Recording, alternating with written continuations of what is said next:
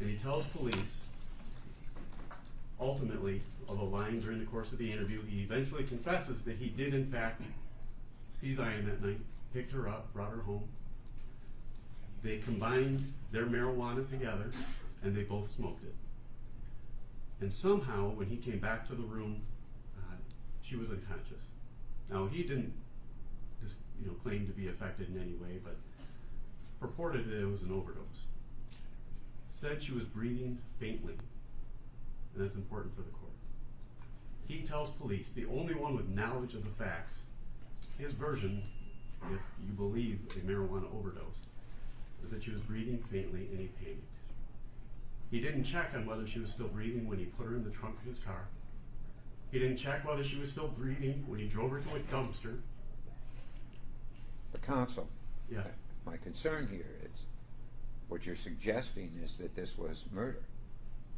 That's what you're suggesting is that this was murder, not the disposal of a body. And that's the prosecution's consideration. Your Honor, you're correct. And you're putting facts in here that are not before this court, and this court is not prepared to sentence on murder today because that's not before me. Correct in one way, Your Honor. Homicide is not the charged offense, correct? Lying to police absolutely is, right? But that is distinct and different from the additional facts you're providing the court as to consideration that she was breathing when he disposed of the body. And that will go to one of the offense variables that I'm going to ask Your Honor. All right, well, let's get to the offense variable. So ultimately, he tells police where that dumpster is. Police take time to locate what company hauls from that dumpster, where the dumpster is dumped, what dump and landfill it goes to, and now 14 or more days after the incident, 15 days of lies and more, they find out that her body is, unfortunately, 75 to 100 feet or more below the surface. And the reason all of these facts are important, Judge, and they are before you, and I can present every police report, Your Honor, I can mark it as an exhibit if you prefer, is two things. Offense variables, of course, and the guidelines are suggestive in nature now. They're not mandatory. Offense variable 5 has not been accounted for in this public order offense. Offense variable 5 is the psychological injury to family members.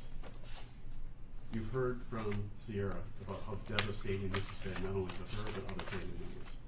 Offense variable 8 is the transport or placement of a victim into a place of greater danger. A woman who's faintly breathing, thrown into a trunk of a car, buried beneath garbage, certainly is placed in a location of greater danger. Those are factors not considered within the public order guideline range, but they are to be considered by Your Honor when you make this decision, Judge. At the time I authorized these charges, I was aware, and as he sits before you today, you're aware these may be the only consequences he faces for the torture, the pain, and the suffering this family has to go through when they want to visit their daughter's resting place and they have to go to a landfill. Counsel, my concern is that I'm not sure I have the appropriate offense here based on what you're saying, and that she was alive and put in a position that she ended up deceased. Murder should be the charge. And that's a decision that Wayne County Prosecutor's Office needs to make, Your Honor. But that is not a decision for this court because it has not been charged. Correct. And so I can't go into these guidelines and say murder is an issue here because it is not before me, and you know that as well as